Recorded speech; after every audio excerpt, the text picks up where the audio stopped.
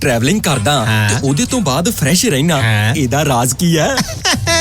एदा राज है Arlington fuel stop. Arlington fuel stop 1801 Pioneer Street highway exit 208 ते, जिथे तुहानू free coffee, free fax service, free truck parking, रोटी, ठेका, लॉन्ड्री, शावर ते ट्रकां दा होर भी सामान आसानी नाल मिलेगा। हुणे कॉल करो 360 652 60 66 यानी 360 652 6066। ये 2 लोकेशनां तो सेवावां प्रदान करदे ने। Second location Lost Hill travel centre 14814 एलोम street, Lost Hills. Phone number 661 797 2354। ਉਹ ਯਾਰ ਕੀ ਸੁਪਨੇ ਦੇਖੇ ਸੀ ਕੈਨੇਡਾ ਆਉਣ ਤੋਂ ਪਹਿਲਾਂ? ਉਹ ਸੁਪਨੇ ਪੂਰੇ ਕਰਨੇ ਆ ਤਾਂ ਡ੍ਰੀਮ ਲਾਈਨਰ ਐਕਸਪ੍ਰੈਸ ਵਾਲਿਆਂ ਨੂੰ ਕਾਲ ਕਰ। जी हाँ, Dreamliner express company Calgary Alberta Canada, जिन्हां नूं साफ सुथरे रिकॉर्ड ते 2 साला तजर्बे वाले ड्राइवर्स दी लोड़ है। इन्हां कोल कैलगरी अल्बर्टा तो कैलिफोर्निया ते एरिज़ोना दे सिद्धे रन। इन्हां कोल ड्राई ते रीफर लोड भी है। Home return with in 5 days, by weekly ते चंगी तनख्वाह दिंदे आ। और हाँ, सिंगल ते टीम्स दोनां नूं हायर करदे ने। वधेरे जानकारी लई call 403 404 9501 403 404 9501। Dreamliner express company Calgary Alberta Canada. Bathinda ਦੀ ਗ੍ਰੀਨ ਸਿਟੀ ਦੀ ਅਪਾਰ ਸਫਲਤਾ ਤੋਂ ਬਾਅਦ ਹੁਣ ਪੇਸ਼ ਹੈ ਕਨ੍ਹਈਆਜ਼ ਗ੍ਰੀਨ ਸਿਟੀ, ਜਿੱਥੇ ਸਿਕਿਉਰਿਟੀ ਦੇ ਪੁਖਤਾ ਪ੍ਰਬੰਧ, ਖੁੱਲੀਆਂ ਸੜਕਾਂ, ਹਰਾ ਭਰਾ ਵਾਤਾਵਰਣ, ਬਿਜਲੀ ਦੀਆਂ ਅੰਡਰਗਰਾਉਂਡ ਤਾਰਾਂ ਅਤੇ ਖੂਬਸੂਰਤ ਫੁੱਲ ਪੌਦੇ। ਲੈਂਡਸਕੇਪਿੰਗ ਅਤੇ ਨਿਰਮਾਣ ਕਾਰਜ ਚੱਲ ਰਹੇ ਨੇ ਤੇਜ਼ੀ ਨਾਲ। ਇਸ ਤੋਂ ਪਹਿਲਾਂ ਕਿ ਸਾਰੇ ਪਲਾਟ ਬੁੱਕ ਹੋ ਜਾਣ, ਸੰਪਰਕ ਕਰੋ 8556 600 2064 ਅਤੇ 8556 02071। ट्रकिंग वाले वीरो ध्यान नाल सुनो। ट्रक जिद्दां दा भी चलाउने हो, मैनुअल या ऑटोमैटिक, क्विक ट्रक ल्यूब चेते आही ना रखियो। ट्रक दी बढ़िया सर्विस लई क्विक ट्रक ल्यूब। लो जी तीजी लोकेशन भी खोल दिया, exit 579 from highway 401 in Napanee. आहो जी, कोई अपॉइंटमेंट नहीं, drive through facility. Exit 579 from highway 401 in Napanee. Quick Truck Lube, the one stop shop. 5196220660 या quicktrucklube.com। QTL, because we care। JB truck repair, Yuba City, certified Cummins, Detroit Freightliner, Western Star, Volvo, Caterpillar ਅਤੇ series 60 engines, international ਅਤੇ automatic ਟਰਾਂਸਮਿਸ਼ਨਸ। 5 ਸਾਲ ਦਾ ਫਰੀਟਲਾਈਨ dealership ਦਾ experience. ਇਹ engine, truck, trailer, AC, electrical, DPF, DEF repair ਕਰਦੇ ਹਨ। Transmission, rear and, brakes, oil change ਕਰ ਦਿੰਦੇ ਹਨ। Certified 90 ਡੇ DOT inspection ਅਤੇ certified annual federal DOT inspection ਕਰਦੇ ਹਨ। 100 ਮਾਈਲ ਦੇ ਰੇਡੀਅਸ ਵਿੱਚ ਰੋਡ ਅਸਿਸਟੈਂਸ 24/7। ਨਵੇਂ ਕਸਟਮਰਸ ਲਈ 10% ਡਿਸਕਾਊਂਟ। ਹਫਤੇ ਦੇ 7 ਦਿਨ ਸਵੇਰੇ 7 ਤੋਂ ਸ਼ਾਮੀ 7 ਵਜੇ ਤੱਕ ਖੁੱਲੇ ਰਹਿੰਦੇ ਹਨ। ਹੋਰ ਜਾਣਕਾਰੀ ਲਈ ਕਾਲ ਜਗਰੂਪ ਬੋਇਲ 916 696 0634 ਜਾਂ ਜਗਰਾਜ ਬਲ 530 339 15। Address 3894 rail road avenue, Yuba city. ਇੱਥੇ ਹੁਣ ਟਰੱਕਾਂ ਦੇ ਯੂਜ਼ਡ ਤੇ ਬ੍ਰਾਂਡ ਨਿਊ ਟਾਇਰ ਵੀ ਮਿਲਦੇ ਹਨ। ਸੋ ਪ੍ਰੋਗਰਾਮ ਸ਼ਮਾਦਾਨ ਦੇ ਵਿੱਚ ਤੁਹਾਡਾ ਸਵਾਗਤ ਹੈ। ਲੌਂਗ ਹਾਲ ਜਾਣ ਵਾਲੇ ਟਰੱਕਰ ਵੀਰ ਜੇਕਰ ਉਹ ਲੋਕਲ ਕੰਮ ਕਰਨਾ ਚਾਹੁੰਦੇ ਨੇ ਵਾਸ਼ਿੰਗਟਨ ਸੈਟਲ ਏਰੀਆ ਦੇ ਵਿੱਚ, ਤਾਂ ਉਹ ਸੰਪਰਕ ਕਰੋ ਜੀ ਗੁਰਵਿੰਦਰ ਸਿੰਘ ਢਾਲੀਵਾਲ ਹੋਰਾਂ ਨਾਲ 2063544060, ਜਗਦੇਵ ਸੰਧੂ ਹੋਰਾਂ ਨਾਲ 2532666924 ਤੇ। ਟਰਾਂਸ ਕੈਨੇਡਾ ਚੱਲਣ ਵਾਲੇ ਟਰੱਕਰ ਵੀਰ ਜੇਕਰ ਤੁਹਾਨੂੰ ਕਿਸੇ ਤਰ੍ਹਾਂ ਦੀ ਰਾਹ ਜਾਂਦਿਆਂ ਕਿਤੇ ਕੋਈ ਵਿੰਡ ਸਕਰੀਨ ਚੇਂਜ ਹੋ ਗਈ ਹੈ ਜਾਂ ਤੇਲ ਬਦਲਾਈ ਕਰਾਉਣਾ ਜਾਂ ਵਾਸ਼ ਕਰਾਉਣੀ ਹੈ, ਅਤੇ ਜੇਕਰ ਪੂਰਾ ਵੀ ਕੰਮ ਕਰਾਉਣਾ ਹੈ ਸੈਮੀ ਅਤੇ ਟ੍ਰੇਲਰ ਦਾ, ਤਾਂ ਫਿਰ ਅਕਾਲ ਟਰੱਕ ਐਂਡ ਟ੍ਰੇਲਰ ਜੋ 82 ਰੇਨਮ drive, Farmers Road, Winnipeg, Manitoba ਵਿੱਚ ਨੇ, ਤਾਂ ਬਲਤੇਜ ਸਿੰਘ ਪਨੇਸਰ ਹੋਰਾਂ ਨਾਲ ਸੰਪਰਕ ਕਰ ਲਓ 2044592000। ਪ੍ਰੋਗਰਾਮ ਸ਼ਮਾਦਾਨ ਦੇ ਵਿੱਚ ਅੱਜ ਤੁਹਾਨੂੰ ਕਾਫੀ ਕੁਛ ਦੱਸਿਆ ਗਿਆ, ਅਤੇ ਇਸ ਤੋਂ ਇਲਾਵਾ ਜੇਕਰ ਤੁਹਾਨੂੰ ਇਹ ਪ੍ਰੋਗਰਾਮ ਚੰਗਾ ਲੱਗਦਾ ਤਾਂ ਤੁਸੀਂ YouTube ਅਤੇ Facebook ਦੇ ਉੱਤੇ ਦੇਖ ਰਹੇ ਹੋ, ਤਾਂ ਇਸ ਪ੍ਰੋਗਰਾਮ ਦੇ ਉੱਤੇ ਕਮੈਂਟ ਵੀ ਜ਼ਰੂਰ ਕਰੋ। ਇਹ ਕਿਵੇਂ ਲੱਗਿਆ ਪੇਜ ਨੂੰ ਲਾਈਕ ਅਤੇ ਸ਼ੇਅਰ ਕਰ ਦਿਓ। ਜੇਕਰ ਤੁਹਾਨੂੰ ਕਿਸੇ ਤਰ੍ਹਾਂ ਦੀ ਵੀ ਇਮੀਗ੍ਰੇਸ਼ਨ ਅਸਿਸਟੈਂਸ ਚਾਹੀਦੀ ਹੈ ਤਾਂ ਸੇਖੋਂ ਇਮੀਗ੍ਰੇਸ਼ਨ ਸਰਵਿਸਿਜ਼ ਜੋ ਰਜਿਸਟਰਡ ਅਤੇ ਬਾਉਂਡਡ ਨੇ ਗੁਰਸ਼ਰਨ ਸੇਖੋਂ ਹੋਰਾਂ ਨਾਲ 5102000998 'ਤੇ ਸੰਪਰਕ ਕਰ ਸਕਦੇ ਹੋ। ਇਹ ਤੁਹਾਨੂੰ ਅਸਿਸਟੈਂਸ ਕਰਦੇ ਨੇ ਜੀ ਸਿਟੀਜ਼ਨਸ਼ਿਪ ਦੇ ਵਿੱਚ, ਵਰਕ ਪਰਮਿਟ 'ਚ, family petition, OCI card, Indian passport ਬਣਾਉਣਾ ਹੋਵੇ, ਪ੍ਰੋਸੈਸਿੰਗ ਕਰਨੀ ਹੋਵੇ ਕਿ ਸਰਵਿਸਿਜ਼ ਨੇ ਜਿਹੜੀਆਂ, ਕੋਰਟ ਫਾਈਲਿੰਗ ਹੈ, ਨੋਟਰੀ ਹੈ, ਜਾਂ ਐਮਰਜੈਂਸੀ ਵੀਜ਼ਾ ਇੰਡੀਆ ਲਈ ਹੈ। 510 299 88। ਢਿੱਲੋਂ ਸਾਹਿਬ ਸਤਿ ਸ਼੍ਰੀ ਅਕਾਲ ਜੀ। ਸਤਿ ਸ੍ਰੀ ਅਕਾਲ ਜੀ। ਢਿੱਲੋਂ ਸਾਹਿਬ ਕਹਿੰਦੇ ਸਰਕਾਰ ਨੇ ਜਿਹੜਾ ਇੱਕ ਫਰਕ ਸੀ ਰੋਸ ਦਿਖਾਵੇ ਤੇ ਦਹਿਸ਼ਤਗਰਦੀ ਦਾ, ਇਹ ਕਹਿੰਦੇ ਫਰਕ ਨਿਪਟਾ ਦਿੱਤਾ ਹੈ। ਇਹ ਕਿਹਨੇ ਕਿਹਾ ਹੈ? ਅਸਲ 'ਚ ਫਰਕ ਕਿਵੇਂ ਨਿਪਟਿਆ? ਅਸਲ 'ਚ ਗੱਲਾਂ ਤਾਂ ਦੋ ਨੇ ਅਲੱਗ-ਅਲੱਗ। ਨਿਪਟਿਆ ਨਹੀਂ ਜੀ, ਮਿਟਾਤਾ, ਖਤਮ ਹੀ ਕਰਤਾ। ਜਿਹੜਾ ਵਾਇਸ ਆਫ ਡਿਸੈਂਸ ਹੈ ਜੀ, ਜਾਂ ਜਿਹਨੂੰ ਆਪਾਂ ਵਿਰੋਧ ਦੀ ਗੱਲ ਕਹਿ ਦਈਏ ਤੇ ਬਗਾਵਤ, ਇਹ ਦੋ ਅਲੱਗ-ਅਲੱਗ ਚੀਜ਼ਾਂ ਹੈ ਜੀ। ਜੇ ਤੁਸੀਂ ਦੇਸ਼ ਦੇ ਖਿਲਾਫ, ਦੇਸ਼ ਦੀ ਏਕਤਾ ਦੇ ਖਿਲਾਫ, ਦੇਸ਼ ਦੀ ਅਖੰਡਤਾ ਦੇ ਖਿਲਾਫ ਹਥਿਆਰਬੰਦ ਅੰਦੋਲਨ ਕਰਦੇ ਹੋ ਜੀ, ਜਾਂ ਲੋਕਾਂ ਨੂੰ ਹਥਿਆਰਬੰਦ ਅੰਦੋਲਨ ਕਰਨ ਲਈ ਉਤੇਜਿਤ ਹੋਣ ਤੋਂ ਤੁਸੀਂ ਬਾਗੀ ਹੋ ਜੀ, ਫਿਰ ਤੁਹਾਡੇ ਖਿਲਾਫ ਬਗਾਵਤ ਦਾ ਮੁਕੱਦਮਾ ਵੀ ਦਰਜ ਹੋ ਸਕਦਾ ਹੈ। ਤੁਹਾਡੇ ਖਿਲਾਫ ਅਨਲਾਫੁਲ ਐਕਟੀਵਿਟੀਜ਼ ਪ੍ਰੀਵੈਂਸ਼ਨ ਐਕਟ ਦੇ ਤਹਿਤ ਵੀ ਕਾਰਵਾਈ ਹੋ ਸਕਦੀ ਹੈ, ਜਿਹਨੂੰ UAPA ਕਹਿੰਦੇ ਜੀ, ਜਿਹਦੀ ਇਸ ਵੇਲੇ ਸਾਡੇ ਦੇਸ਼ ਦੇ ਵਿੱਚ ਬੜੀ ਧੜੱਲੇ ਨਾਲ ਦੁਰਵਰਤੋਂ ਹੋ ਰਹੀ ਹੈ। ਦੁਰਵਰਤੋਂ ਮੈਂ ਇਸ ਕਰਕੇ ਕਹਿ ਰਿਹਾ ਕਿਉਂਕਿ ਇਹ ਚੀਜ਼ਾਂ ਹੁਣ ਅਦਾਲਤੀ ਰਿਕਾਰਡ ਦਾ ਹਿੱਸਾ ਬਣ ਗਈਆਂ ਜੀ। ਜਿਹੜਾ ਹਾਲੀਆ ਫੈਸਲਾ ਆਇਆ ਦਿੱਲੀ ਹਾਈ ਕੋਰਟ ਦਾ, ਉਹ 3 ਵਿਦਿਆਰਥੀਆਂ ਦੀਆਂ ਜ਼ਮਾਨਤਾਂ ਨਾਲ ਸੰਬੰਧਿਤ ਹੈ। ਅੱਛਾ ਜੀ, ਇਹ ਵਿਦਿਆਰਥੀ ਨੇ, ਬੜੀ ਅਜੀਬ ਗੱਲ ਹੈ। ਅੱਛਾ, ਵਿਦਿਆਰਥੀ ਹੱਕਾਂ ਵਾਸਤੇ ਅੰਦੋਲਨ ਲੜਦੇ ਆ, ਇਹਦੇ ਵਿੱਚ ਕੋਈ ਸ਼ੱਕ ਨਹੀਂ। ਬਿਲਕੁਲ ਹੈ ਜੀ, ਅੱਜ ਦੀਆਂ ਨਹੀਂ, ਬੜੇ ਲੰਮੇ ਸਮੇਂ ਤੋਂ। ਹਾਂ, ਜੇ ਅਸੀਂ JNU ਦੀ ਗੱਲ ਕਰੀਏ, ਦਿੱਲੀ ਯੂਨੀਵਰਸਿਟੀ ਦੀ ਗੱਲ ਕਰੀਏ, ਜਾਂ ਜਾਮੀਆ ਮਿਲੀਆ ਇਸਲਾਮੀਆ ਯੂਨੀਵਰਸਿਟੀ ਦੀ ਗੱਲ ਕਰੀਏ, ਜਾਂ ਅਲੀਗੜ੍ਹ ਮੁਸਲਿਮ ਯੂਨੀਵਰਸਿਟੀ ਦੀ ਗੱਲ ਕਰੀਏ, ਕਿਸੇ ਵੀ ਯੂਨੀਵਰਸਿਟੀ ਦੀ ਗੱਲ ਕਰੋ ਜੀ ਜੀ, ਯੂਨੀਵਰਸਿਟੀਆਂ ਇੱਕ ਅਜਿਹਾ ਕੇਂਦਰ ਹੁੰਦਾ ਹੈ ਜਿੱਥੇ ਵਿਰੋਧਾਂ ਦਾ ਵੀ ਵਿਰੋਧ ਹੋਵੇ, ਬਿਲਕੁਲ ਜੀ, ਡਿਸਕਸ਼ਨ ਹੋਵੇ ਇੱਕ ਦੂਜੇ ਨਾਲ, ਜਿਹਦੇ ਵਿੱਚੋਂ ਸਿਹਤਮੰਦ ਬਹਿਸ ਦੇ ਵਿੱਚੋਂ ਇੱਕ ਨਵੇਂ ਵਿਚਾਰ ਪੈਦਾ ਹੋਣ ਜੀ। ਨਵੇਂ ਵਿਚਾਰਾਂ ਨੂੰ ਪੈਦਾ ਕਰਨ ਦਾ ਜਿਹੜਾ ਅਖਾੜਾ ਹੈ, ਜਿਵੇਂ ਪਹਿਲਵਾਨਾਂ ਦਾ ਅਖਾੜਾ ਹੁੰਦਾ, ਉਵੇਂ ਜਿਵੇਂ ਯੂਨੀਵਰਸਿਟੀਆਂ ਵਿਚਾਰਾਂ ਦੀ ਉਤਪਤੀ ਦਾ ਇੱਕ ਅਖਾੜਾ ਹੁੰਦਾ ਹੈ। ਜਦੋਂ ਕੁਝ ਦੇਖਦੇ ਆ ਕਿ ਸੁਸਾਇਟੀ ਦੇ ਵਿੱਚ ਕੀ ਹੋ ਰਿਹਾ, ਉਹਦੇ ਬਾਰੇ ਉਹ ਆਪਣੇ ਵਿਚਾਰ ਪ੍ਰਗਟ ਕਰਦੇ ਆ। ਸਟੇਟ ਕੀ ਕਰਦੀ ਹੈ ਜੀ, ਸਟੇਟ ਪ੍ਰਤੀ ਵੀ ਉਹ ਆਪਣੀ ਗੱਲ ਕਰਦੇ ਹੈ। ਤੁਸੀਂ ਦੇਖੋ ਕਿ ਇਸ ਦੇਸ਼ ਦੇ ਵਿੱਚ UAPA ਜੀ ਦੀ ਹੋਂਦ ਕਦੋਂ ਆਈ ਸੀ? ਇਹ ਡਾਕਟਰ ਮਨਮੋਹਨ ਸਿੰਘ ਹੋਰਾਂ ਦੀ ਸਰਕਾਰ ਜਿਹੜੀ ਸੀ ਉਸ ਵੇਲੇ ਆਈ ਸੀ ਜੀ, ਕਿ ਅਨਲਾਫੁਲ ਜਿਹੜੀਆਂ ਐਕਟੀਵਿਟੀਜ਼ ਹੈਗੀਆਂ ਉਹਨੂੰ ਕੰਟਰੋਲ ਕਰਨ ਵਾਸਤੇ ਇੱਕ ਕਾਨੂੰਨ ਚਾਹੀਦਾ ਹੈ। ਪਰ ਇਸੇ ਸਮੇਂ ਦੌਰਾਨ ਤੁਸੀਂ ਦੇਖਿਆ ਹੋਣਾ ਕਿ ਇਸ ਦੇਸ਼ ਦੇ ਵਿੱਚ ਜਿਹੜੀ ਹੈ ਨਾਗਰਿਕਤਾ ਕਾਨੂੰਨ ਜੀ ਤੇ ਸਿਟੀਜ਼ਨ ਰਜਿਸਟਰ, ਜਿਹੜੀਆਂ ਦੋ ਚੀਜ਼ਾਂ ਬਰਾਬਰ ਆਈਆਂ ਸੀ। ਜੀ, ਪਹਿਲਾਂ ਸਿਟੀਜ਼ਨ ਰਜਿਸਟਰ ਆਇਆ ਸੀ। ਹਾਂਜੀ, ਸਿਟੀਜ਼ਨ ਰਜਿਸਟਰ ਦੇ ਨਾਲ ਹੀ ਫਿਰ ਇੱਕ ਨਾਗਰਿਕਤਾ ਕਾਨੂੰਨ ਆਇਆ ਸੀ। ਜੀ, ਨਾਗਰਿਕਤਾ ਕਾਨੂੰਨ ਕੀ ਸੀ ਕਿ ਜਿਹੜੇ ਉਹ ਲੋਕ ਭਾਰਤੀ ਉਪ ਮਹਾਂਦੀਪ ਦੇ ਵਿੱਚ ਜਾਂ ਕਿਤੇ ਬਾਹਰ ਰਹਿੰਦੇ ਹੈ, ਭਾਰਤੀ ਮੂਲ ਦੇ ਲੋਕ ਜੀ, ਉਹਨਾਂ ਦੇ ਨਾਲ ਉਹਨਾਂ ਦੀ ਧਰਮ ਦੇ ਆਧਾਰ ਤੇ, ਉਹਨਾਂ ਦੀ ਜਾਤ ਦੇ ਆਧਾਰ ਤੇ ਜੇ ਵਿਤਕਰੇਬਾਜ਼ੀ ਹੁੰਦੀ ਹੈ ਤਾਂ ਉਹਨਾਂ ਲੋਕਾਂ ਨੂੰ ਭਾਰਤ ਦੇ ਵਿੱਚ ਨਾਗਰਿਕਤਾ ਦਿੱਤੀ ਜਾ ਸਕਦੀ ਹੈ। ਇਹਦੇ ਲਈ ਬੰਦੇ ਕੌਣ ਚੁਣੇ ਜੀ? ਹਿੰਦੂ ਜੀ, ਸਿੱਖ ਜੀ, ਈਸਾਈ, ਜੈਨੀ, ਬੋਧੀ। ਜੀ, ਲੇਕਿਨ ਭਾਰਤ ਦੀ ਜਿਹੜੀ ਸਭ ਤੋਂ ਵੱਡੀ ਘੱਟ ਗਿਣਤੀ ਮੁਸਲਿਮ ਭਾਈਚਾਰਾ ਹੈ, ਉਹਨੂੰ ਇਗਨੋਰ ਕਰਤਾ। ਜੀ, ਉਹ ਕਹਿੰਦੇ ਬੰਗਲਾਦੇਸ਼ ਵੀ ਮੁਸਲਮਾਨ ਦੇਸ਼ ਹੈ, ਪਾਕਿਸਤਾਨ ਵੀ ਮੁਸਲਮਾਨ ਦੇਸ਼ ਹੈ, ਜਿਹੜਾ ਤੁਹਾਡਾ ਅਫਗਾਨਿਸਤਾਨ ਵੀ ਮੁਸਲਮਾਨ ਦੇਸ਼ ਹੈ। ਇਹਨਾਂ ਦੇਸ਼ਾਂ ਦੇ ਵਿੱਚ ਹੀ ਵਿਤਕਰੇਬਾਜ਼ੀ ਹੁੰਦੀ ਹੈ। ਤੇ ਵਿਤਕਰੇਬਾਜ਼ੀ ਤਾਂ ਉਹਨਾਂ ਦੇਸ਼ਾਂ ਦੇ ਵਿੱਚ, ਜੇ ਅਸੀਂ ਦੇਖੀਏ ਪਾਕਿਸਤਾਨ ਦੇ ਵਿੱਚ ਵੀ ਮੁਸਲਮਾਨਾਂ ਨਾਲ ਵਿਤਕਰੇਬਾਜ਼ੀ ਹੁੰਦੀ ਹੈ। ਬਿਲਕੁਲ ਅਲੱਗ-ਅਲੱਗ ਜਿਹੜੇ ਹੈਗੇ ਆ, ਜੇ ਉੱਥੇ ਆਪਾਂ ਪੰਜਾਬੀਆਂ ਨੂੰ ਤੇ ਗੈਰ ਪੰਜਾਬੀਆਂ ਨੂੰ ਦੇਖੀਏ, ਸ਼ੀਆ ਸੁੰਨੀ ਦਾ ਬੜਾ ਫਰਕ ਹੈ, ਸਾਰੇ ਥਾਵਾਂ ਦੇ ਉੱਤੇ ਹੁੰਦੀ ਹੈ। ਤੇ ਇਹਦੇ ਤੇ ਵਿਤਕਰੇਬਾਜ਼ੀ ਕਿਉਂ ਹੋਵੇ? ਇਸ ਮੁੱਦੇ ਨੂੰ ਲੈ ਕੇ ਇੱਕ ਅੰਦੋਲਨ ਚੱਲਿਆ ਸੀ ਜੀ, ਔਰ ਇਹ ਅੰਦੋਲਨ ਜਿਹੜਾ ਚੱਲਿਆ ਸੀ, ਇਹ ਦਿੱਲੀ ਦੇ ਵਿੱਚ ਚੱਲਿਆ ਸੀ ਤੇ ਇਸ ਅੰਦੋਲਨ ਨੇ ਸਰਕਾਰ ਦੀਆਂ ਚੂੜਾਂ ਹਿਲਾ ਕੇ ਰੱਖ ਦਿੱਤੀਆਂ ਸੀ। ਇਸ ਅੰਦੋਲਨ ਦਾ ਜਿਹੜਾ ਕੇਂਦਰ ਸੀ, ਉਹ ਕੇਂਦਰ ਬਣਿਆ ਸੀ ਸ਼ਾਹੀਨ ਬਾਗ ਜੀ, ਜਿਹਦੀ ਵਾਗਡੋਰ ਔਰਤਾਂ ਦੇ ਹੱਥ ਸੀ, ਦਾਦੀਆਂ ਤੇ ਨਾਨੀਆਂ ਦੇ ਹੱਥ ਸੀ।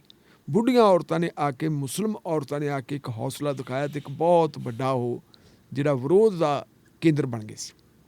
ਉਸ ਵੇਲੇ ਯੂਨੀਵਰਸਿਟੀਆਂ ਦੇ ਸਟੂਡੈਂਟਸ ਵੀ ਆਏ ਉਹਨਾਂ ਦੀ ਮਦਦ ਦੇ ਵਿੱਚ। ਪੰਜਾਬ ਦੇ ਵਿੱਚੋਂ ਕਿਸਾਨ ਮਜ਼ਦੂਰ ਵੀ ਗਏ ਹੈ, ਬਹੁਤ ਸਾਰੇ ਲੋਕ ਉਹ ਵੀ ਹੈ ਜਿਨ੍ਹਾਂ ਨੇ ਆਪਣੀਆਂ ਜਾਇਦਾਦਾਂ ਵੇਚ ਕੇ, ਆਪਣੇ ਫਲੈਟ ਵੇਚ ਕੇ ਲੰਗਰ ਵੀ ਲਾ ਦਿੱਤੇ ਸੀ। ਬਹੁਤ ਸਾਰੇ ਜਿਹੜੇ ਇਤਿਹਾਸਕਾਰ ਹੈ, ਰਾਮਚੰਦਰ ਗੁਹਾ ਵਰਗੇ ਲੋਕ ਵੀ ਆਏ। ਕੁਛ ਜਿਹੜੇ ਮਨੁੱਖੀ ਅਧਿਕਾਰਾਂ ਨੂੰ ਸਮਰਪਿਤ ਲੋਕ ਆ, ਉਹ ਵੀ ਆਏ। ਉਹਨਾਂ ਸਾਰਿਆਂ ਦਾ ਜਿਹੜਾ ਵਿਰੋਧ ਸੀ, ਉਸ ਬਹੁਤ ਵੱਡਾ ਇੱਕ ਜਿਹੜਾ ਹੈਗਾ, ਆਪਾਂ ਕਹਿ ਸਕਦੇ ਇੱਕ ਤਾਕਤ ਦੇ ਰੂਪ ਦੇ ਵਿੱਚ ਉਭਰਿਆ। ਬਦਕਿਸਮਤੀ ਭਾਰਤ ਦੀ ਇੱਕ ਕਰੋਨਾ ਵਾਇਰਸ ਆ ਗਿਆ ਜੀ, ਤਾਲਾਬੰਦੀ ਹੋ ਗਈ। ਉਸ ਤਾਲਾਬੰਦੀ ਦੇ ਚੱਲਦਿਆਂ ਸ਼ਾਹੀਨ ਬਾਗ ਵੀ ਥੋੜਾ ਜਿਹਾ ਮਤਲਬ ਜਿਹੜਾ ਪਿਛੜ ਗਿਆ ਜੀ, ਲੇਕਿਨ ਅੰਦੋਲਨ ਚੱਲਦਾ ਰਿਹਾ ਸੀ। ਫਿਰ ਤੁਹਾਡੀ ਯਾਦ ਹੋਣਾ ਹੈ ਕਿ ਫਰਵਰੀ 2020 ਜੀ, ਫਰਵਰੀ 2020 ਦੇ ਵਿੱਚ ਇੱਕ ਜਿਹੜੀ ਹੈਗੀ ਹੈ 23 ਫਰਵਰੀ ਤੋਂ ਸ਼ੁਰੂਆਤ ਹੋਈ ਸੀ ਔਰ ਲਗਾਤਾਰ 3 ਦਿਨ ਦਿੱਲੀ ਦੇ ਵਿੱਚ ਹਿੰਸਾ ਦਾ ਤਾਂਡਵ ਨਾਚ ਹੁੰਦਾ ਰਿਹਾ ਸੀ। ਜੀ, ਉਸ ਹਿੰਸਾ ਦੇ ਵਿੱਚ 53 ਬੰਦਿਆਂ ਦੀ ਮੌਤ ਹੋ ਗਈ ਸੀ ਔਰ 581 ਬੰਦੇ ਜ਼ਖਮੀ ਹੋਏ ਸੀ। ਮਰਨ ਵਾਲਿਆਂ ਦੇ ਵਿੱਚੋਂ ਜ਼ਿਆਦਾਤਰ ਕੌਣ ਸੀ ਜੀ? ਮੁਸਲਮਾਨ। ਜਾਇਦਾਦਾਂ ਦਾ ਨੁਕਸਾਨ ਹੋਇਆ ਮੁਸਲਮਾਨਾਂ ਦਾ, ਲੇਕਿਨ ਮੁਸਲਮਾਨਾਂ ਦੇ ਖਿਲਾਫ ਜਿਹੜੀ ਹੈਗੀ ਹੈ, ਜੇ ਆਪਾਂ ਦੇਖੀਏ ਜਿਹੜਾ ਸਰਕਾਰ ਦਾ ਅਤਾਫ ਸੀ ਉਹ ਵੀ ਮੁਸਲਮਾਨਾਂ ਦੇ ਖਿਲਾਫ, ਜ਼ਿਆਦਾਤਰ ਪਰਚੇ ਵੀ ਮੁਸਲਮਾਨਾਂ ਦੇ ਖਿਲਾਫ ਹੋਏ, ਗ੍ਰਿਫਤਾਰੀਆਂ ਵੀ ਮੁਸਲਮਾਨਾਂ ਦੀਆਂ ਹੋਈਆਂ।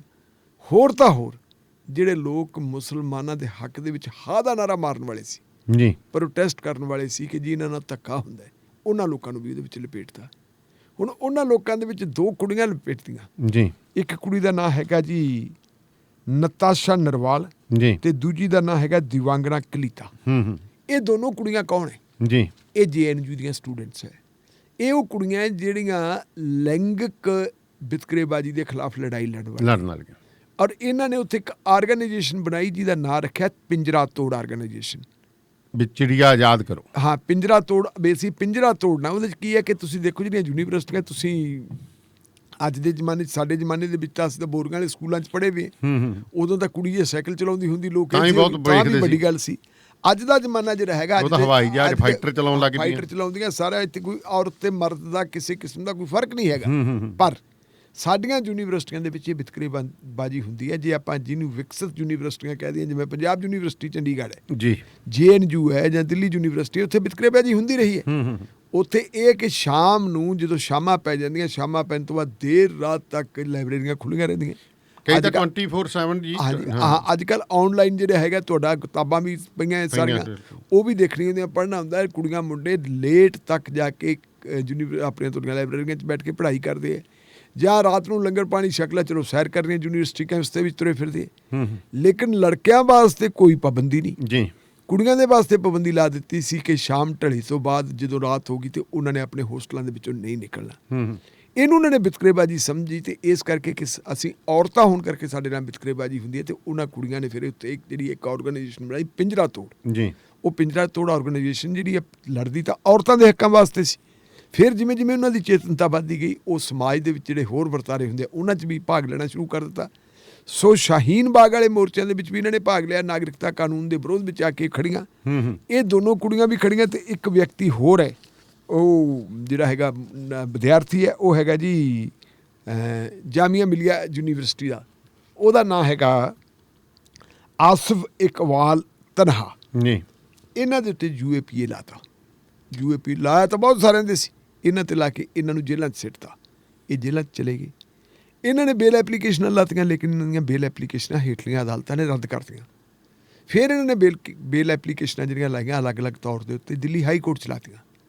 ਹੁਣ ਦਿੱਲੀ ਹਾਈ ਕੋਰਟ ਨੇ ਜਦੋਂ ਇਹਨਾਂ ਦੇ ਕੇਸਾਂ ਦੀ ਸੁਣਵਾਈ ਕੀਤੀ ਜੀ, ਉਸ ਸੁਣਵਾਈ ਕਰਦਿਆਂ ਜੋ ਕੁਛ ਤੱਥ ਜਿਹੜੇ ਫਾਈਲਾਂ ਦੇ ਤੱਥ ਹੈ, ਉਹਨਾਂ ਤੱਥਾਂ ਨੂੰ ਉਹਨਾਂ ਨੇ ਬਹੁਤ ਜਿਹੜੇ ਹੈਗੇ ਸ਼ਿੱਦਤ ਦੇ ਨਾਲ ਪੜ੍ਹਿਆ ਜੀ। ਪੜ੍ਹਨ ਤੋਂ ਬਾਅਦ ਉਹਨਾਂ ਨੇ ਜੁਡੀਸ਼ੀਅਲ ਮਾਈਂਡ ਜੱਜ ਸਾਹਿਬਾਨ ਨੇ ਆਪਣਾ ਅਪਲਾਈ ਕੀਤਾ, ਤੇ ਫਿਰ ਜਿਹੜਾ ਉਹਨਾਂ ਨੇ ਨਤੀਜਾ ਕੱਢਿਆ, ਉਹ ਨਤੀਜਾ ਆ ਗਿਆ ਕਿ ਸਰਕਾਰ ਨੇ ਰੋਸ ਵਿਖਾਵੇ ਦੇ ਅਧਿਕਾਰ ਅਤੇ ਦਹਿਸ਼ਤ ਦੀ ਕਾਰਵਾਈਆਂ 'ਚ ਫਰਕ ਮਿਟਾ ਦਿੱਤਾ ਜੀ। ਸਾਡਾ ਕੰਸਟੀਟਿਊਸ਼ਨ ਇਹ ਇਜਾਜ਼ਤ ਦਿੰਦਾ ਹੈ ਕਿ ਕੋਈ ਵੀ ਬੰਦਾ ਜਿਹੜਾ ਹੈਗਾ ਉਹ ਆਪਣੇ ਵਿਚਾਰਾਂ ਦਾ ਪ੍ਰਗਟਾਵਾ ਕਰ ਸਕਦਾ। ਕੋਈ ਵੀ ਬੰਦਾ ਸਰਕਾਰ ਦੇ ਵਿਰੋਧ ਵਿੱਚ ਚੱਲ ਸਕਦਾ ਹੈ। ਡੈਮੋਕ੍ਰੇਸੀ ਦੇ ਵਿੱਚ ਸਰਕਾਰ ਦਾ ਵਿਰੋਧ ਜਿਹੜਾ ਹੈਗਾ ਉਹ ਅਤੀ ਜ਼ਰੂਰੀ ਹੈ ਜੀ। ਤੇ ਜੇ ਤੁਸੀਂ ਸਰਕਾਰ ਦੇ ਕਿਸੇ ਫੈਸਲੇ ਨਾਲ ਸਹਿਮਤ ਨਹੀਂ, ਪਾਰਲੀਮੈਂਟ ਦੇ ਕਿਸੇ ਫੈਸਲੇ ਨਾਲ ਸਹਿਮਤ ਨਹੀਂ, ਪਾਰਲੀਮੈਂਟ ਕੋਈ ਕਾਨੂੰਨ ਬਣਾਉਂਦੀ ਹੈ, ਤੁਹਾਡੀ ਜਾਚੇ ਉਹ ਕਾਨੂੰਨ ਗਲਤ ਹੈ, ਤੁਸੀਂ ਉਸ ਕਾਨੂੰਨ ਦੀ ਆਲੋਚਨਾ ਕਰ ਸਕਦੇ ਹੋ, ਤੁਸੀਂ ਉਸ ਕਾਨੂੰਨ ਦੇ ਖਿਲਾਫ ਅੰਦੋਲਨ ਕਰ ਸਕਦੇ ਹੋ, ਤੁਸੀਂ ਉਸ ਕਾਨੂੰਨ ਨੂੰ ਸੁਪਰੀਮ ਕੋਰਟ ਦੇ ਵਿੱਚ ਚੁਣੌਤੀ ਦੇ ਸਕਦੇ ਹੋ ਜੀ, ਹਾਈ ਕੋਰਟਾਂ 'ਚ ਚੁਣੌਤੀ ਦੇ ਸਕਦੇ ਹੋ। ਤੇ ਇਸ ਬਦਲੇ ਜੇ ਤੁਹਾਡੇ ਤੇ UAPA ਲਾ ਦਿੱਤਾ ਜਾਵੇ, ਤੁਹਾਨੂੰ ਇਹ ਕਹਿ ਦਿੱਤਾ ਜਾਵੇ ਕਿ ਇਹਨਾਂ ਦੀਆਂ ਜਿਹੜੀਆਂ ਕਾਰਵਾਈਆਂ ਉਹ ਰਾਸ਼ਟਰ ਵਿਰੋਧੀ ਹੈ ਜੀ ਜੀ, ਉਹ ਦੇਸ਼ ਵਿਰੋਧੀ ਕਿਵੇਂ ਹੋਊਗਾ? ਇਹਨੂੰ ਅਸੀਂ ਕਹਾਂਗੇ ਕਿ ਜਿਹੜੇ ਵਿਰੋਧ ਦੀ ਆਵਾਜ਼ ਆ ਉਹਨੂੰ ਦਬਾਇਆ ਜਾਂਦਾ ਹੈ ਜੀ। ਮਾਣਯੋਗ ਦਿੱਲੀ ਦੀ ਹਾਈ ਕੋਰਟ ਨੇ ਜਿਹੜੀ 2 ਮੈਂਬਰੀ ਹਾਈ ਕੋਰਟ ਬੈਂਚ ਹੈ, ਉਹਨੇ ਇਸ ਗੱਲ ਨੂੰ ਨੋਟ ਕੀਤਾ ਹੈ। ਹੁਣ ਇਹਦੇ ਵਿੱਚ ਤੁਸੀਂ ਕੱਲੀ ਚੀਜ਼ ਦੇਖੋ। ਪਹਿਲੀ ਗੱਲ ਤਾਂ ਕਿ ਇਹਨਾਂ ਬੰਦਿਆਂ ਦੇ ਖਿਲਾਫ ਜਿਹੜੇ ਮੁਕੱਦਮੇ ਦਰਜ ਹੋਏ ਹੈ, ਇੱਕ ਕੁੜੀ ਦੇ ਖਿਲਾਫ 4 ਮੁਕੱਦਮੇ, ਇੱਕ ਦੇ ਖਿਲਾਫ 3 ਮੁਕੱਦਮੇ, ਮੁੰਡੇ ਦੇ ਖਿਲਾਫ 2 ਮੁਕੱਦਮੇ। ਤਿੰਨਾਂ ਮੁਕੱਦਮੇ ਦੇ ਸੰਬੰਧ ਵਿੱਚ ਜਿਹੜੇ ਤਿੰਨਾਂ ਦੀ ਐਪਲੀਕੇਸ਼ਨ ਦੇ ਵਿੱਚ ਜਿਹੜੇ 3 ਫੈਸਲੇ ਲਿਖਿਆ ਅਲੱਗ-ਅਲੱਗ, ਇੱਕ 113 ਸਫ਼ਿਆਂ ਦਾ ਫੈਸਲਾ ਹੈ, ਇੱਕ 83 ਸਫ਼ਿਆਂ ਦਾ, ਤੇ ਇੱਕ 72 ਸਫ਼ਿਆਂ ਦਾ ਜੀ। ਜੱਜ ਸਾਹਿਬਾਨ ਕੀ ਕਹਿੰਦੇ ਹੈ? ਕਹਿੰਦੇ ਸਰਕਾਰ ਨੇ ਵਿਰੋਧੀ ਸੁਰਾਂ ਨੂੰ ਦਬਾਉਣ ਦੀ ਆਪਣੀ ਤਾਂਘ ਜੀ, ਸ਼ਬਦ ਦੇਖੋ, ਸਰਕਾਰ ਨੇ ਵਿਰੋਧੀ ਸੁਰਾਂ ਨੂੰ ਦਬਾਉਣ ਦੀ ਆਪਣੀ ਤਾਂਘ ਵਿੱਚ ਰੋਸ ਪ੍ਰਦਰਸ਼ਨਾਂ ਦੇ ਅਧਿਕਾਰ ਅਤੇ ਦਹਿਸ਼ਤ ਦੀ ਸਰਗਰਮੀ ਵਿਚਲੀ ਜਿਹੜੀ ਲਕੀਰ ਹੈ ਉਹਨੂੰ ਧੁੰਦਲਾ ਕਰਤਾ, ਜੀ ਇੱਕ ਕਿਸਮ ਦਾ ਉਹਨੂੰ ਮਿਟਾ ਹੀ ਦਿੱਤਾ। ਹੂੰ ਬੈਂਚ ਨੇ ਕਿਹਾ ਕਿ ਜੇਕਰ ਅਜਿਹੀ ਵਿਚਾਰਧਾਰਾ ਪ੍ਰਤੀ ਜੀ ਆਕਰਸ਼ਣ ਨੂੰ ਹਵਾ ਮਿਲਦੀ ਹੈ ਤਾਂ ਇਹ ਜਮਹੂਰੀਅਤ ਲਈ ਦੁਖਦਾਈ ਦਿਨ ਹੈ। ਜੀ ਜੀ ਮਤਲਬ ਇਹ ਕਹਿ ਦਿੱਤਾ ਉਹਨਾਂ ਨੇ ਕਿ ਇਹ ਦੁਖਦਾਈ ਦਿਨ ਹੈ, ਇਹਨੂੰ ਜਿਹੜਾ ਇਹ ਆਕਰਸ਼ਣ ਹੈ ਅਜਿਹੀ ਵਿਚਾਰਧਾਰਾ ਪ੍ਰਤੀ ਜੇ ਖਿੱਚ ਅਸੀਂ ਦਿਖਾਵਾਂਗੇ ਤਾਂ ਇਹ ਬੜੀ ਖਤਰਨਾਕ ਹੈ। ਇੱਥੇ ਜੁਡੀਸ਼ਰੀ ਨੇ ਆਪਣੀ ਗੱਲ ਕੀਤੀ ਹੈ। ਅਗਲੀ ਗੱਲ ਉਹਨਾਂ ਨੇ ਕਹੀ ਹੈ ਕਿ ਜੇ ਕਾਲਜ ਦੇ ਵਿਦਿਆਰਥੀ ਹੈ ਜਿਹੜੀ ਜੀ ਕਾਲਜ ਦੇ ਵਿਦਿਆਰਥੀ ਅੰਦੋਲਨ ਕਰਦੇ ਹੈ, ਭਾਰਤੀ ਰਾਸ਼ਟਰ ਦੀਆਂ ਨੀਹਾਂ ਇੰਨੀਆਂ ਮਜ਼ਬੂਤ ਹੈ ਜੀ ਕਿ ਪਾੜਿਆਂ ਦਾ ਅੰਦੋਲਨ ਜਿਹੜਾ ਹੈਗਾ ਉਹਨਾਂ ਨੂੰ ਹਿਲਾ ਨਹੀਂ ਸਕਦਾ। ਪਾੜਿਆਂ ਦੇ ਅੰਦੋਲਨ ਤੋਂ ਡਰ ਕੇ ਤੁਸੀਂ ਪਾੜਿਆਂ ਦੇ ਖਿਲਾਫ ਮਤਲਬ ਜਿਹੜੇ ਹੈਗੇ ਹੈ UAP ਵਰਗੇ ਕਾਨੂੰਨ ਲਾਗੂ ਕਰਦੇ ਹੋ, ਇੱਕ ਬਹੁਤ ਵੱਡੀ ਬੇਇਨਸਾਫੀ ਹੈ। ਇਹ ਮਾਣਯੋਗ ਹਾਈ ਕੋਰਟ ਨੇ ਕਿਹਾ। ਹੁਣ ਤੁਸੀਂ ਦੇਖੋ ਕਿ ਉਹਨਾਂ ਨੇ ਪੁਲਿਸ ਨੂੰ ਕਿਹਾ ਤੇ ਨਾਲ ਉਹਨਾਂ ਨੇ ਸਰਕਾਰ ਨੂੰ ਕਿਹਾ। ਜੀ ਜਦੋਂ ਅਸੀਂ ਸਰਕਾਰ ਦੀ ਗੱਲ ਕਰਦੇ ਹਾਂ ਤਾਂ ਇੱਥੇ ਫਰਕ ਪੈਂਦਾ ਹੈ। ਦਿੱਲੀ ਦੀ ਪੁਲਿਸ ਦਿੱਲੀ ਦੀ ਸਰਕਾਰ ਦੇ ਮਤਹਿਤ ਨਹੀਂ ਹੈਗੀ, ਉਹ ਕੇਂਦਰ ਦੇ ਮਤਹਿਤ ਹੈ। ਕਲੀਅਰ ਕਰ ਮਾਣਯੋਗ ਹਾਈ ਕੋਰਟ ਨੇ ਸਿੱਧਾ ਨਿਸ਼ਾਨਾ ਜਿਹੜਾ ਕੇਂਦਰ ਤੇ ਲਾਇਆ। ਦਾਨੀਆਲੀਆ ਸਾਹਿਬ ਸ਼ਾਇਦ ਤੁਹਾਡੇ ਯਾਦ ਹੋਊਗਾ ਜਦੋਂ ਜਸਟਿਸ ਅਰਮੰਨਾ ਸਾਹਿਬ ਨੂੰ ਦੇਸ਼ ਦੀ ਸੁਪਰੀਮ ਕੋਰਟ ਦਾ ਚੀਫ ਜਸਟਿਸ ਬਣਾਇਆ ਜੀ, ਮੈਂ ਉਹਨਾਂ ਦਾ ਪਿਛਲਾ ਬਹੀ ਖਾਤਾ ਖੋਲ ਕੇ ਪੜ੍ਹਿਆ ਸੀ ਕਿ ਉਹ ਕਿਸ ਕਿਸਮ ਦੇ ਜੱਜ ਸਾਹਿਬਾਨ ਹੈ। ਉਹਨਾਂ ਨੇ ਮਨੁੱਖੀ ਅਧਿਕਾਰਾਂ ਨੂੰ ਆਪਣੀ ਸਰਵਿਸ ਦੇ ਦੌਰਾਨ ਅਗੇਤ ਦਿੱਤੀ ਹੈ ਜੀ। ਮਨੁੱਖੀ ਅਧਿਕਾਰਾਂ ਨੂੰ ਉਹਨਾਂ ਨੇ ਪ੍ਰਮੋਟ ਕੀਤਾ ਹੈ। ਜਿੱਥੇ ਮਨੁੱਖੀ ਅਧਿਕਾਰਾਂ ਦੀ ਉਲੰਘਣਾ ਹੁੰਦੀ ਹੈ ਉੱਥੇ ਉਹਨਾਂ ਨੇ ਬਹੁਤ ਮਤਲਬ ਜਿਹੜਾ ਹੈਗਾ ਸਖਤੀ ਦੇ ਨਾਲ ਕੰਮ ਕੀਤਾ ਹੈ। ਜਦੋਂ ਉਹ ਆਂਧਰਾ ਪ੍ਰਦੇਸ਼ ਦੇ ਵਿੱਚ ਹੁੰਦੇ ਸੀ ਉਸ ਯੁੱਗ ਦੇ ਵਿੱਚ ਵਿਦਿਆਰਥੀਆਂ ਨੇ ਜਿਹੜੇ ਮੈਡੀਕਲ ਦੇ ਸਟੂਡੈਂਟ ਸੀ ਜੀ, ਉਹਨਾਂ 'ਚ ਆਤਮ ਹੱਤਿਆਵਾਂ ਦਾ ਰੁਝਾਨ ਪੈਦਾ ਹੋ ਗਿਆ ਸੀ। ਉਹਨਾਂ ਨੇ ਫਿਰ ਇੱਕ ਕਮੇਟੀ ਬਣਾਈ ਸੀ ਔਰ ਉਸ ਕਮੇਟੀ ਦਾ ਮੁਖੀ ਬਣਾਇਆ ਸੀ ਫੈਜ਼ਾਨ ਜੀ, ਜਿਹੜੇ ਕੰਸਟੀਟਿਊਸ਼ਨ ਦੇ ਬਹੁਤ ਮਸ਼ਹੂਰ ਜਿਹੜੇ ਹੈਗੇ ਆ ਪ੍ਰੋਫੈਸਰ ਹੈ ਤੇ ਇਸ ਵੇਲੇ ਮੇਰਾ ਖਿਆਲ ਉਹ ਕਿਸੇ ਯੂਨੀਵਰਸਿਟੀ ਦੇ ਵਾਈਸ ਚਾਂਸਲਰ ਵੀ ਜੀ ਜੀ। ਉਹਨਾਂ ਦੀ ਅਗਵਾਈ ਦੇ ਵਿੱਚ ਇੱਕ ਕਮੇਟੀ ਬਣਾਈ ਤੇ ਉਸ ਕਮੇਟੀ ਨੇ ਜਿਹੜੀ ਰਿਪੋਰਟ ਦਿੱਤੀ ਉਸ ਰਿਪੋਰਟ ਨੂੰ ਪ੍ਰਵਾਨ ਕਰਕੇ ਹਾਈ ਕੋਰਟ ਦੇ ਵਿੱਚ ਸੀ ਉਦੋਂ ਪ੍ਰਵਾਨ ਕਰਕੇ ਇਹਨਾਂ ਨੇ ਆਂਧਰਾ ਪ੍ਰਦੇਸ਼ ਦੀ ਸਰਕਾਰ ਨੂੰ ਹੁਕਮ ਦਿੱਤਾ ਸੀ ਕਿ ਆਹ ਜਿਹੜਾ ਪ੍ਰੈਸ਼ਰ ਹੈ ਵਿਦਿਆਰਥੀਆਂ ਤੇ ਪੜ੍ਹਾਈ ਦਾ ਪ੍ਰੈਸ਼ਰ ਹੈ ਜਿਹੜਾ ਇਹਨੂੰ ਘਟਾਇਆ ਜਾਵੇ, ਇਹਦੇ ਨਾਲ ਬੱਚੇ ਮਰਨ ਨਾ। ਜਦੋਂ ਉਹ ਜੱਜ ਸਾਹਿਬ ਬਣ ਗਏ ਸੀ ਤੇ ਮੈਂ ਉਦੋਂ ਇਹ ਗੱਲ ਕਹੀ ਸੀ ਕਿ ਸਾਡੇ ਦੇਸ਼ ਦੀ ਜੁਡੀਸ਼ਰੀ ਦਾ ਰੁਖ ਹੁਣ ਤਬਦੀਲ ਹੋਊਗਾ ਜੀ ਜੀ, ਕਿਉਂਕਿ ਰੰਜਨ ਗਗੋਈ ਸਾਹਿਬ ਨੇ ਜਿਸ ਵੇਲੇ ਉਹ ਚੀਫ ਜਸਟਿਸ ਸੀ ਉਹਨਾਂ ਦੇ ਯੁੱਗ ਦੇ ਵਿੱਚ ਜੋ ਕੁਛ ਹੁੰਦਾ ਰਿਹਾ ਆਪਾਂ ਨੂੰ ਉਹਦੀ ਕਥਾ ਨੂੰ ਮੁੜ ਕੇ ਦੁਬਾਰਾ ਖੋਲ੍ਹਣ ਦੀ ਲੋੜ ਨਹੀਂ। ਲੇਕਿਨ ਇਹਨਾਂ ਦੇ ਆਉਣ ਤੋਂ ਬਾਅਦ ਤੁਸੀਂ ਦੇਖੋ ਜੁਡੀਸ਼ਰੀ ਦੇ ਵਿੱਚ ਕਿੰਨੀ ਚੇਂਜ ਆਈ ਹੈ। ਜਿਹੜੀ ਜੁਡੀਸ਼ਰੀ ਪਹਿਲਾਂ ਸਰਕਾਰ ਨੂੰ ਕੁਐਸਚਨ ਨਹੀਂ ਕਰਦੀ ਸੀ ਜੀ, ਧਾਰਾ 370 ਤੋੜਤੀ, ਧਾਰਾ 370 ਤੋੜਤੀ, ਉਹਨਾਂ ਦੇ ਤੋੜਨ ਦੇ ਖਿਲਾਫ ਕਸ਼ਮੀਰ ਦੇ ਲੋਕਾਂ ਨੇ ਪਟੀਸ਼ਨਾਂ ਦਾਇਰ ਕੀਤੀਆਂ ਸੁਪਰੀਮ ਕੋਰਟ 'ਚ ਔਰ ਉਹਨਾਂ ਪਟੀਸ਼ਨਾਂ ਨੂੰ ਸੁਣਨਾ ਮੁਨਾਸਬ ਨਹੀਂ ਸਮਝਿਆ ਸੀ, ਉਹ ਪੈਂਡਿੰਗ ਪਈਆਂ ਸੀ। ਹੁਣ ਜਦੋਂ ਇਹੋ ਜਿਹੇ ਮਾਮਲੇ ਆਉਂਦੇ ਤੇ ਇਹਨਾਂ ਮਾਮਲਿਆਂ ਦੇ ਉੱਤੇ ਹਾਈ ਕੋਰਟਾਂ ਵੀ ਆਪਣਾ ਮਾਈਂਡ ਅਪਲਾਈ ਕਰਦੀਆਂ, ਜੁਡੀਸ਼ੀਅਲ ਮਾਈਂਡ ਅਪਲਾਈ ਕਰਦੀਆਂ ਕਿ ਹਾਂ ਸਟੇਟ ਜੋ ਕਰਦੀ ਹੈ ਸਟੇਟ ਨੂੰ ਜਿਹੜਾ ਹੈਗਾ ਸਵਾਲਾਂ ਦੇ ਕਟਹਿਰੇ 'ਚ ਕਿਹਨੇ ਲੈ ਕੇ ਆਉਣਾ, ਜੁਡੀਸ਼ਰੀ ਨੇ ਲੈ ਕੇ ਆਉਂਦਾ, ਉਹ ਲੈ ਕੇ ਆਉਂਦਾ। ਇਹ ਇੱਕ ਬਹੁਤ ਮੈਂ ਸਮਝਦਾ ਕਿ ਚੰਗਾ ਸੰਕੇਤ ਆ ਭਾਰਤ ਦੀ ਜੁਡੀਸ਼ਰੀ ਦਾ।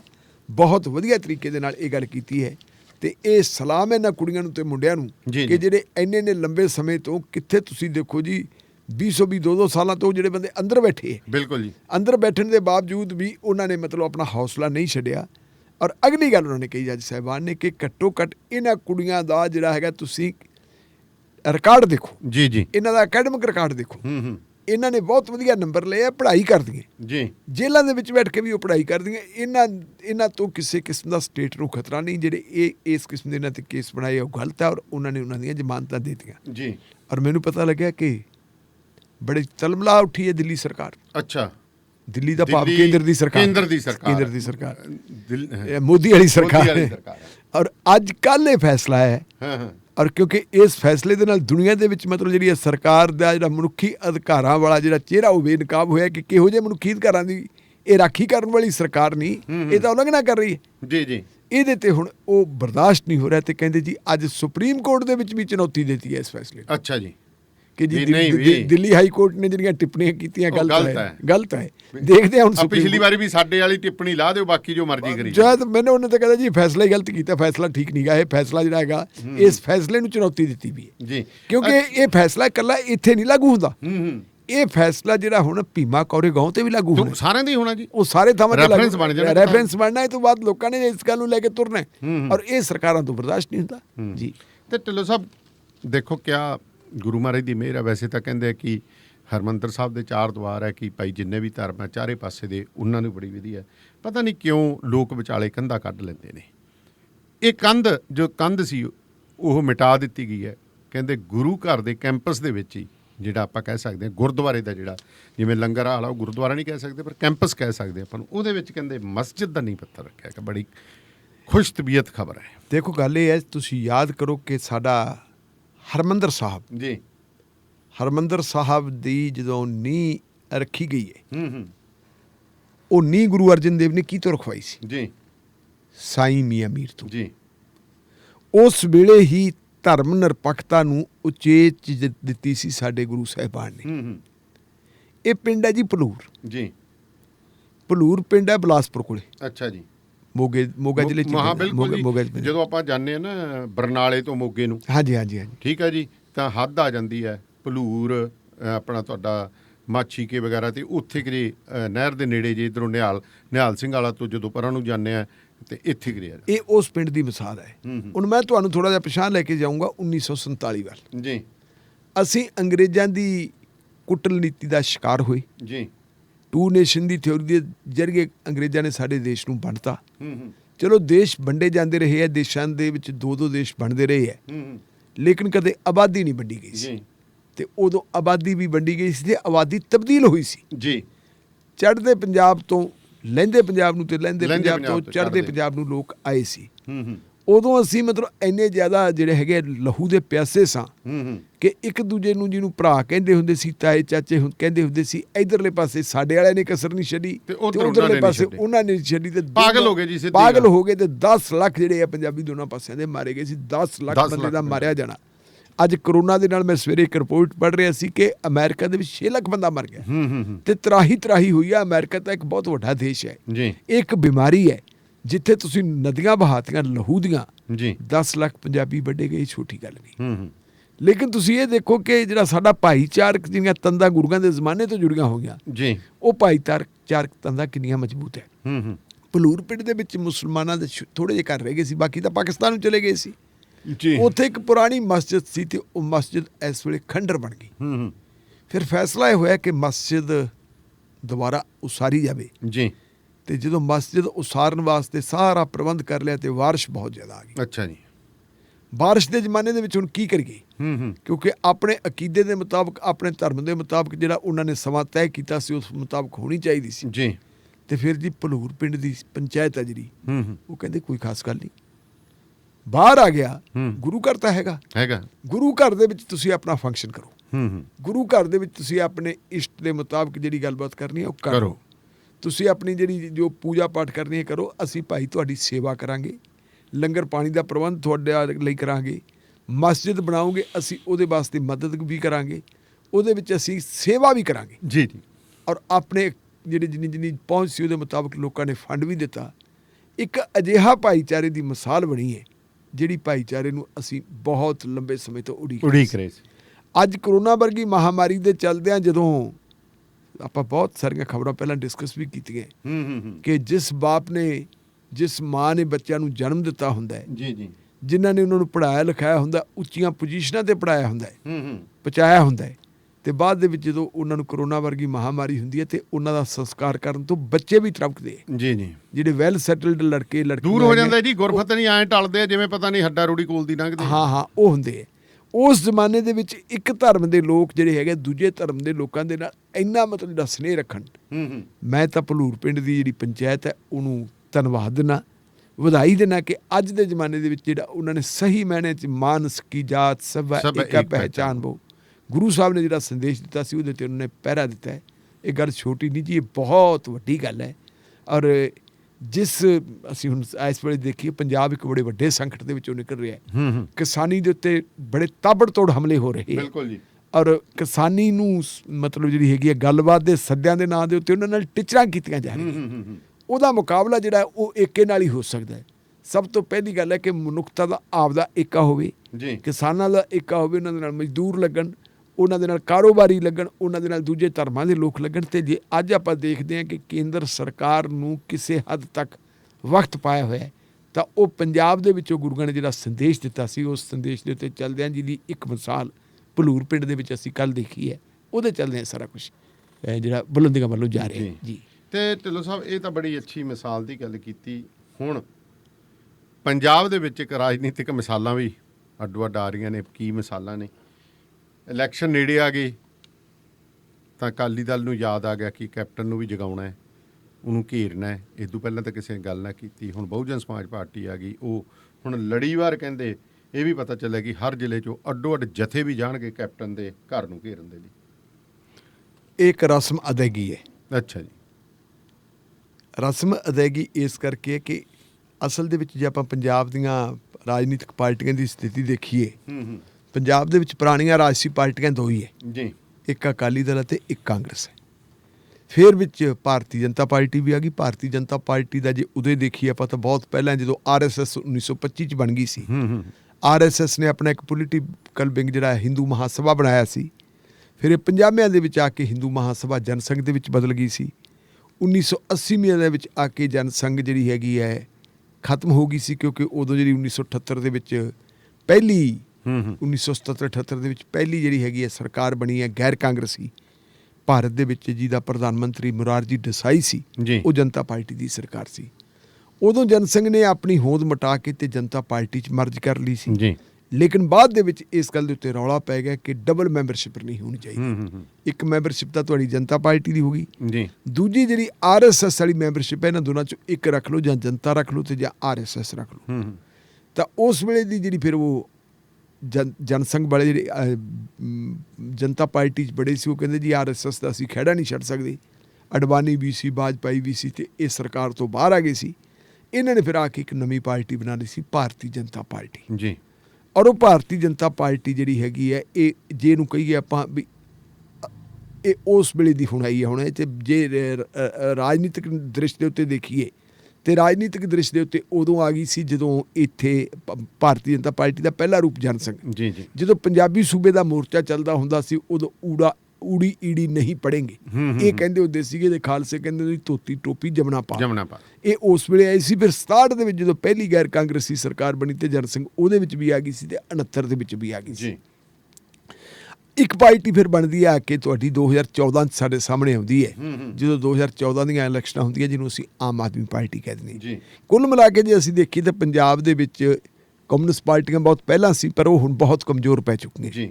ਚਾਰ ਜਿਹੜੀਆਂ ਪਾਰਟੀਆਂ ਹੈਗੀਆਂ, ਇਹ ਚਾਰ ਪਾਰਟੀਆਂ ਦੇ ਵਿੱਚੋਂ ਇੱਕ ਪਾਰਟੀ ਤਾਂ ਭਾਰਤੀ ਜਨਤਾ ਪਾਰਟੀ ਹੈ, ਜਿਹਦਾ ਤਾਂ ਮਤਲਬ ਲਗਭਗ ਮੇਰਾ ਖਿਆਲ ਹੈ ਜਿਹੜਾ ਪਾਰਲੀਮੈਂਟਰੀ ਸਿਸਟਮ ਵਾਲਾ ਭੋਗ ਉਹਨਾਂ ਦਾ ਪੈ ਚੁੱਕਿਆ।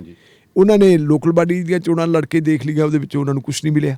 ਹੁਣ ਉਹ ਕਹਿੰਦੇ ਵਿਧਾਨ ਸਭਾ ਦੀਆਂ 117 ਦੀਆਂ 17 ਲੜਾਂਗੇ, ਲੇਕਿਨ ਉਹਦੇ ਵਾਸਤੇ ਵੀ ਉਹਨਾਂ ਨੂੰ ਬੜੇ ਪਾਪੜ ਵੇਲਣੇ ਪੈਂਦੇ ਆ ਆਪਣੇ ਕੈਂਡੀਡੇਟ ਲੱਭਣ ਵਾਸਤੇ।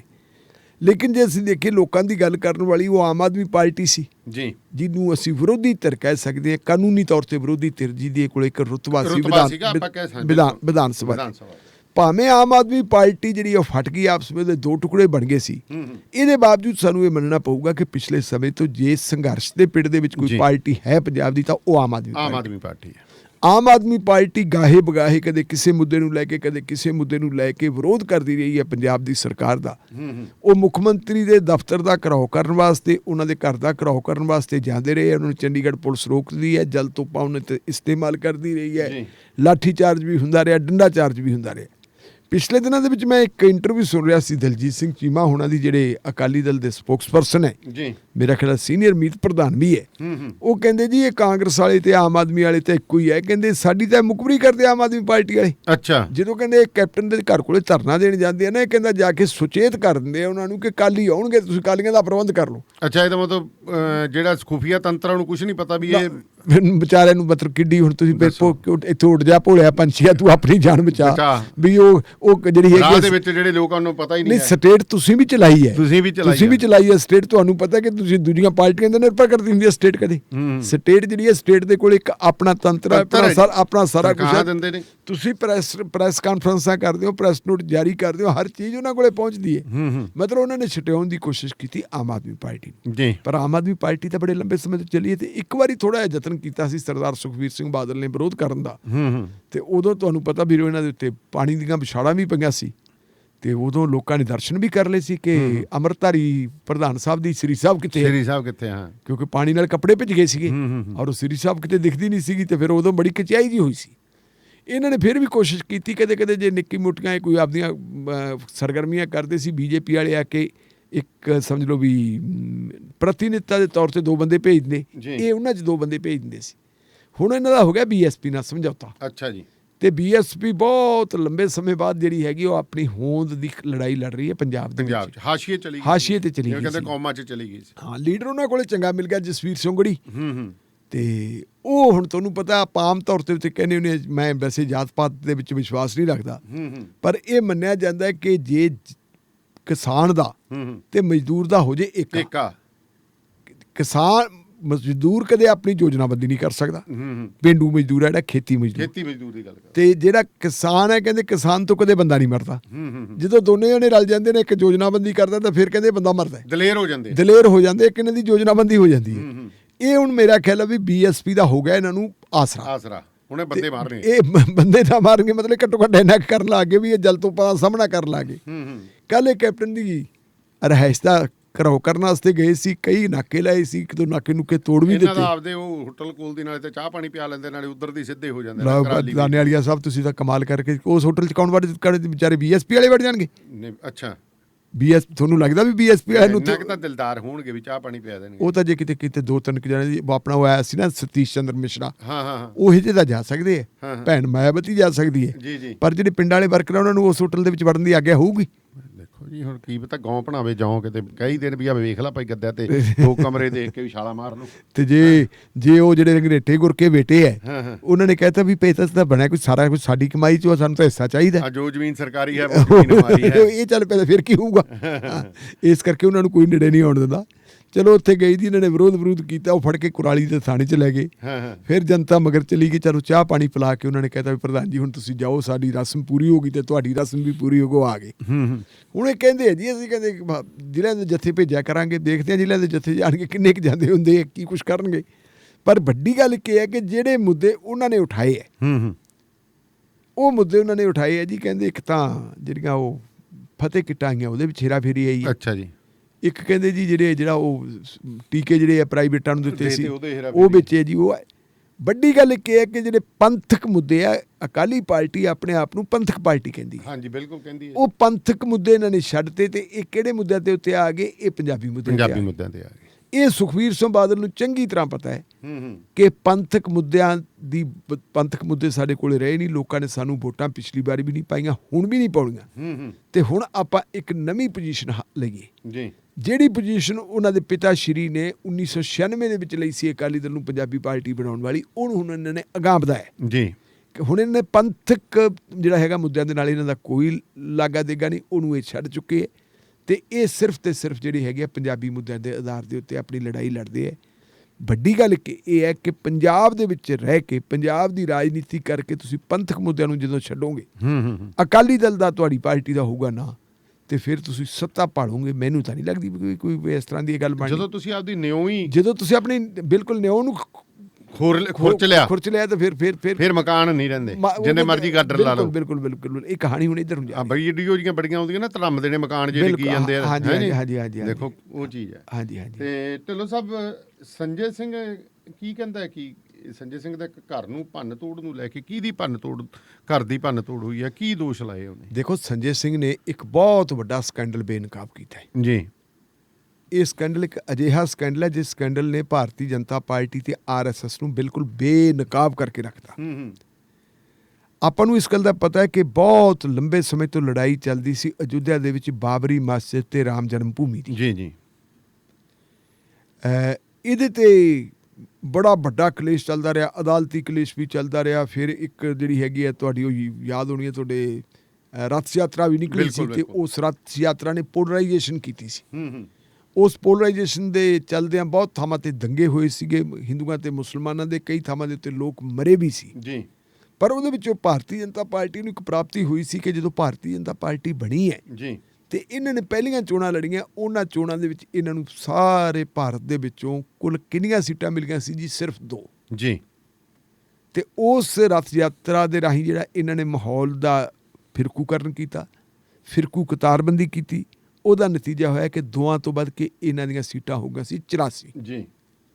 ਉਹ ਮਾਮਲਾ ਫਿਰ ਅੱਗੇ ਚੱਲਦਾ ਰਿਹਾ ਤੇ 6 ਦਸੰਬਰ 1992 ਨੂੰ ਜਦੋਂ ਬਾਬਰੀ ਮਸਜਿਦ ਢਾਹਤੀ ਸੀ ਜੀ, ਬਾਬਰੀ ਮਸਜਿਦ ਨੂੰ ਢਾਉਣ ਤੋਂ ਬਾਅਦ ਫਿਰ ਇਹਨਾਂ ਨੂੰ ਰਾਜ ਕਰਨ ਵਾਲੇ ਪਾਸੇ ਨੂੰ ਮੌਕਾ ਮਿਲ ਗਿਆ। 96 ਦੇ ਵਿੱਚ 13 ਦਿਨਾਂ ਦੀ ਸਰਕਾਰ, ਫਿਰ 13 ਮਹੀਨਿਆਂ ਦੀ ਸਰਕਾਰ, ਕੁੱਲ ਮਿਲਾ ਕੇ 6 ਸਾਲ ਵਾਜਪਾਈ ਸਾਹਿਬ ਨੇ ਅਗਵਾਈ ਕੀਤੀ ਹੈ ਕੋਲੀਸ਼ਨ ਸਰਕਾਰਾਂ ਦੀ। ਅਗਵਾਈ ਉਹਦੀ ਭਾਰਤੀ ਜਨਤਾ ਪਾਰਟੀ ਦੇ ਕੋਲੇ ਹੁੰਦੀ ਸੀ। ਔਰ ਉਹ ਤੋਂ ਬਾਅਦ ਫਿਰ ਨਰਿੰਦਰ ਮੋਦੀ ਸਾਹਿਬ ਆ ਗਏ। ਹੁਣ ਤਾਂ ਤੁਹਾਨੂੰ ਪਤਾ ਨਰਿੰਦਰ ਮੋਦੀ ਸਾਹਿਬ ਕੋਲ ਤਾਂ 303 ਸੀਟਾਂ ਹੈ। ਬਿਲਕੁਲ ਆਪਣੇ ਬਲਬੂਤੇ ਸਾਰੇ ਦਾ ਸਾਰਾ ਸਿਲਸਿਲਾ ਇਹਨਾਂ ਦਾ ਚੱਲੀ ਜਾਂਦਾ ਹੈ। ਜਿੱਥੋਂ ਤੱਕ ਹੁਣ ਇਹ ਨਵਾਂ ਸਵਾਲ ਆ ਗਿਆ ਇਹਦਾ ਆਪਣਾ ਕਿ ਭੰਨ ਤੋੜ ਦਾ ਤੇ ਭੰਨ ਤੋੜ ਦਾ, ਉਹ ਭੰਨ ਤੋੜ ਦਾ ਹੈ ਕਿ ਜਦੋਂ ਭਾਰਤ ਦੀ ਸੁਪਰੀਮ ਕੋਰਟ ਨੇ ਜੀ ਬਾਬਰੀ ਮਸਜਿਦ ਨੂੰ ਲੈ ਕੇ ਤੇ ਰਾਮ ਜਨਮ ਭੂਮੀ ਨੂੰ ਲੈ ਕੇ ਫੈਸਲਾ ਕੀਤਾ ਜੀ, ਜੇ ਆਪਾਂ ਸਾਰੇ ਫੈਸਲੇ ਨੂੰ ਪੜ੍ਹੀਏ ਤਾਂ ਉਸ ਫੈਸਲੇ ਦੇ ਵਿੱਚ ਇਹ ਗੱਲ ਸਪਸ਼ਟ ਕੀਤੀ ਵੀ ਹੈ ਕਿ ਇੱਥੇ ਕਦੇ ਵੀ ਮੰਦਿਰ ਨਹੀਂ ਸੀ ਹੁੰਦਾ, ਇੱਥੇ ਮਸਜਿਦ ਹੁੰਦੀ ਸੀ। ਇਹ ਗੱਲ ਵੀ ਉਹਦੇ 'ਚ ਆਈ ਹੈ ਫੈਸਲੇ ਦੇ ਵਿੱਚ ਕਿ ਇੱਥੇ ਜਿਹੜੀਆਂ ਹੈਗੀਆਂ ਮੂਰਤੀਆਂ ਰੱਖੀਆਂ ਗਈਆਂ ਸੀ ਜੀ। ਔਰ ਕਾਨੂੰਨੀ ਤੌਰ ਦੇ ਉੱਤੇ ਇਹ ਫੈਸਲਾ ਜਿਹੜਾ ਹੋਣਾ ਚਾਹੀਦਾ ਸੀ, ਜੇ ਕਾਨੂੰਨ ਦੇ ਲਿਹਾਜ਼ ਨਾਲ ਦੇਖੀਏ ਤਾਂ ਇਹ ਬਾਬਰੀ ਮਸਜਿਦ ਦੇ ਹੱਕ ਵਿੱਚ ਹੋਣਾ ਚਾਹੀਦਾ। ਲੇਕਿਨ ਕੰਸਟੀਟਿਊਸ਼ਨ ਦੀ ਸ਼ਾਇਦ ਆਰਟੀਕਲ 42 ਹੈ ਜਾਂ 142 ਹੈ ਜੀ ਜੀ, ਉਹਦਾ ਓਟ ਆਸਰਾ ਲੈ ਕੇ ਮਾਣਯੋਗ ਸੁਪਰੀਮ ਕੋਰਟ ਨੇ ਜਸਟਿਸ ਰੰਜਨ ਗੋਗੋਈ ਦੀ ਅਗਵਾਈ ਹੇਠਲਾ ਜਿਹੜਾ 5 ਜੱਜਾਂ ਦਾ ਬੈਂਚ ਸੀ ਜੀ, ਉਹਨਾਂ ਨੇ ਫੈਸਲਾ ਕਰਤਾ ਕਿ ਸਵਾਲ ਆਸਥਾ ਦਾ ਹੈ। ਆਸਥਾ ਨੂੰ ਮੱਦੇ ਨਜ਼ਰ ਰੱਖਦਿਆਂ ਹੋਇਆਂ ਇਹ ਜਿਹੜੀ ਹੈਗੀ ਹੈ ਜਗ੍ਹਾ ਇਹ ਦਿੱਤੀ ਜਾਂਦੀ ਹੈ ਰਾਮ ਜਨਮ ਭੂਮੀ ਨੂੰ ਜੀ। ਉਹੀ ਇੱਥੇ ਆਪਣੀ ਮਤਲਬ ਜਿਹੜਾ ਮੰਦਿਰ ਬਣਾਉਣ।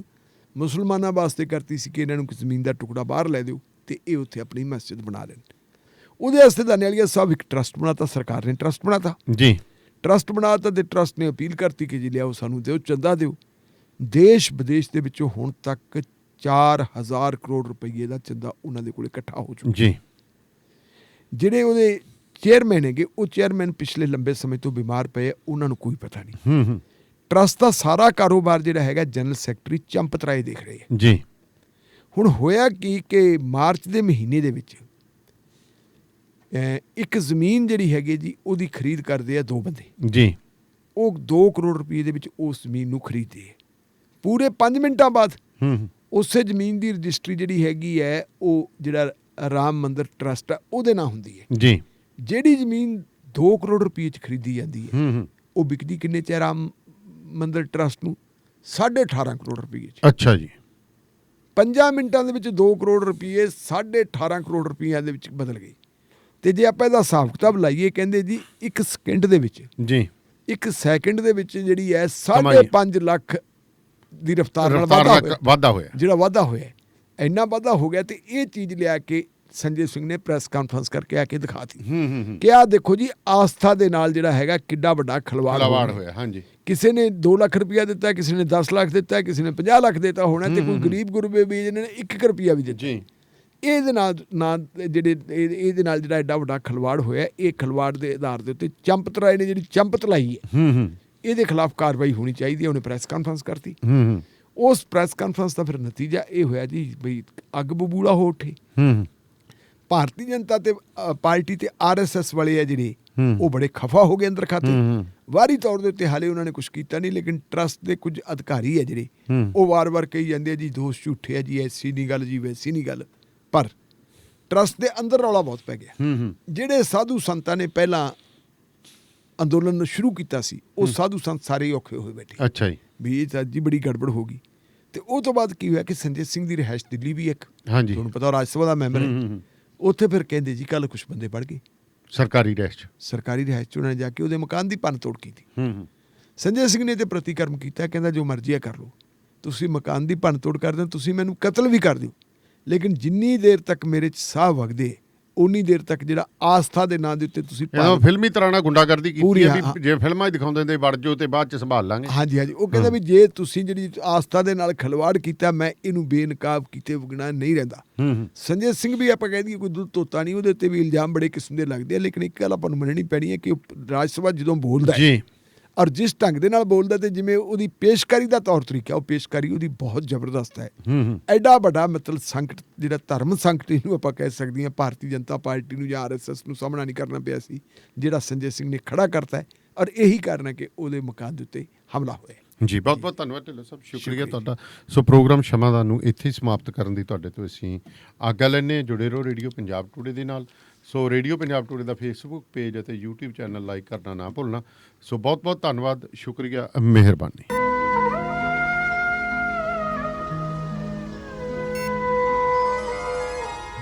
ਸ਼ਮਾਦਾਨ।